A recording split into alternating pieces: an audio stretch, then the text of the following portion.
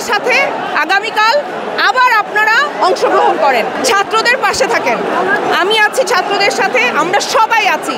আমার রাষ্ট্রের পচন ধরেছিল, সেটা সংস্কারের দরকার ছিল। সেই সংস্কারের প্রসেসটা চলছে। এটা সম্পূর্ণ সরকারের দায়ভার, একটা রাষ্ট্রের দায়ভার যে তার নাগরিককে সে নিরাপত্তা দিতে পারে নাই। তার নাগরিককে যেই শান্তি শৃঙ্খলা রক্ষাকারী বাহিনী আমাদেরকে নিরাপত্তা দেওয়ার কথা, তাদেরই গুলিতে আমাদের নিরীহ নাগরিকের প্রাণ গিয়েছে। আপনারাই বলেন, সময় অনেক জরুরি একটা বিষয়। সময়ের কাজ সময়ে করতে হয়। সময় চলে গেলে সময় কারোর জন্য বসে থাকে না। ছাত্রদের পাশে থাকেন। আমি আছি ছাত্রদের সাথে, আমরা সবাই আছি।